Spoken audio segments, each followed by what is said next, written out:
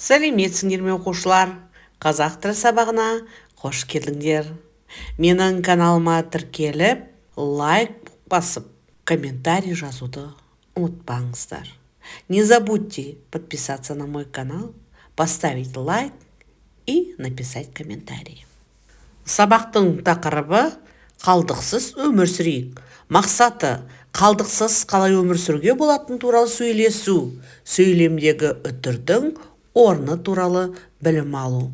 Сегодня вы будете говорить о том, как жить без отходов. И, конечно же, о месте запятой в предложении. Алдымен бүгінгі сабақтың жаңа сөздеріне тоқталайық. Қалдық, отходы, өнім, продукт, өндірістік, производственный, еру, таять, шіру, разлагаться, улы зат, ядовитое вещество. Оқушылар, қалдық дегеніміз не? Қандай қалдықтар болады? Табиғи қалдық дегеніміз не? Өндірістік қалдық дегеніміз не? Еш қалдықсыз өмір сүруге бола ма? Что такое отходы? И какие отходы бывают? Что такое природные отходы? А что такое производственные отходы? И возможно ли жить без отходов? Өздеріңді тексеріңдер. Қалдық табиғи шикізатты өңдеу нәтижесінде пайда болатын заттар мен өндірістік жарамсыз шығарылымдар. Что такое отходы? Это вещества, образующиеся в результате переработки отходов природного сырья и промышленно непригодные выбросы. Табиғи қалдық, өндірістік қалдық, тамақ қалдығы болады. То есть бывают природные отходы, производственные отходы и пищевые отходы. Табиғи қалдық дегеніміз табиғаттан алған заттардан қалған қалдық. Что же такое природные отходы? Природные отходы – это отходы органического природного происхождения. Өндірістік қалдық деген өнім өндіру кезінде түзілген тұтынылатын қасиетін жартылай немесе толық жоғалтқан шикізат, материал қалдықтары. Промышленными отходами называются остатки и неиспользуемые побочные продукты, возникающие во время производственного процесса. Қалдықсыз өмір сүруге болмайды, тек оларды қайта өңдеп пайдалана аламыз. Мы не можем жить без отходов, мы можем только перерабатывать и использовать их. Келесі мәтін Ерболдың қайта өңдеу туралы ұсынысы. Следующий текст – это предложение Ербола по переработке отходов. Қайта өңдеу. Қазіргі уақытта жер бетінде көптеген қалдық түрлері бар. Олар пластикалық заттар, электроника құрылғылары, жиһаздар, киім мен тамақ. Осылардың ішінде пластик заттар қоршаған ортаға зиянын көп тигізеді. Ашық далада жатқан пластик заттардан улы зат бөлінеді, шірімейді. Мысалы, гүл отырғызатын ыдыс, моншақ, сәндік бұйымдар пластиктен жасалынады. Менің ұсынысым, қалдық заттарды қайта өңдеу керек. Сонда біз зиянды қоқысты жоямыз, әрі пайдалы өнім аламыз. Алдымен пластик заттарды қолдануды азайту керек. Мысалы, пластик ыдыстың орнына қағаз ыдыстарды қолданған дұрыс болады. Целлофан қалтаның орнына қағаз қалта шығару керек. Одан кейін пластик ыдыстарды қайта өңдеп пайдалану керек деп ойлаймын. Енді осы мәтін бойынша келесі сұрақтарға жауап беріңдер. А теперь ответьте на следующие вопросы по этому тексту.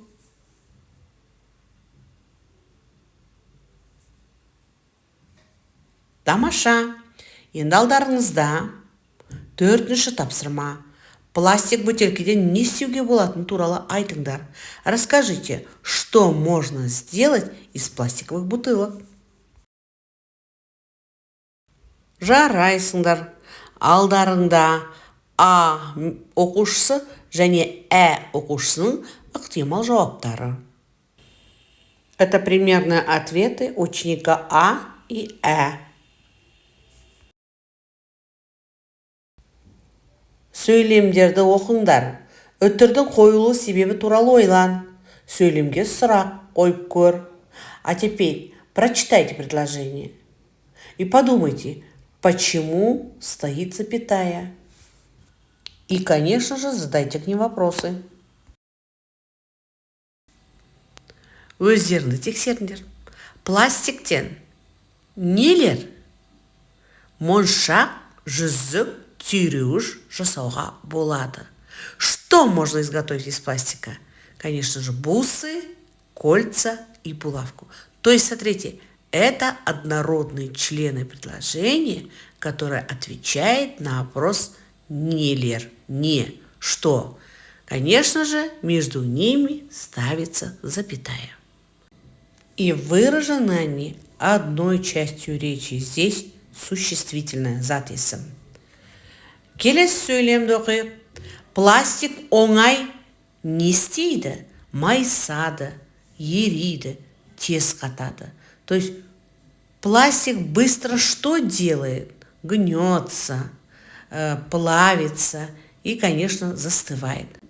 Опять же, они отвечают на один и тот же вопрос «нестейді» и является глаголом. Мына пластиктер қандай? Мөлдір, жұмсақ, иіссіз. Эти пластики какие? Прозрачные, мягкие, без запаха. То есть, опять же, отвечает на вопрос «қандай», «какой», и являются они сын есім, прилагательными. Мысалы, пластиктен кәдесый жасауға болады. Например, из пластика можно сделать сувенир. Здесь после мысала стоит запятая. Это вводное слово, то есть қыстырма сөз. А после вводных слов у нас ставится запятая. Келесі тапсырмада өз ұсынысыңды жазасың. Пластикті қайда қолдануға болады? Пластиктен қандай заттар жасалады? Пластмасса қай жерлерде көп қолданылады? Пластиктен қалдық қалмау үшін не істеу керек? А теперь напишите свое мнение о том, где можно использовать пластик. Какие вещи сделаны из пластика? Где пластик используется больше всего? И что нужно сделать, чтобы избежать пластиковых отходов? Ықтимал жауап. Дүкенде пластикалық заттарға құйылған сұйық заттарды сатады. Егер біз оларды қоқысқа лақтыра берсек, жер беті қоқыстанып кетеді. Сондықтан оларды қайта өңдеу керек. Менің ұсынысым пластикқа қабылдайтын, орын ашып, сұранысқа ие болатын заттар жасап шығаратын өндіріс ашу керек.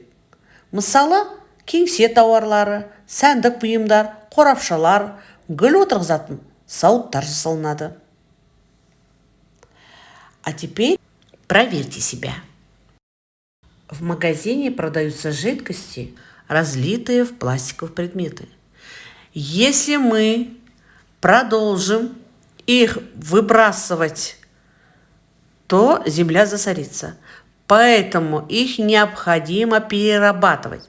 И мое предложение – открыть пункт приема пластика и завод по производству товаров, которые будут пользоваться спросом.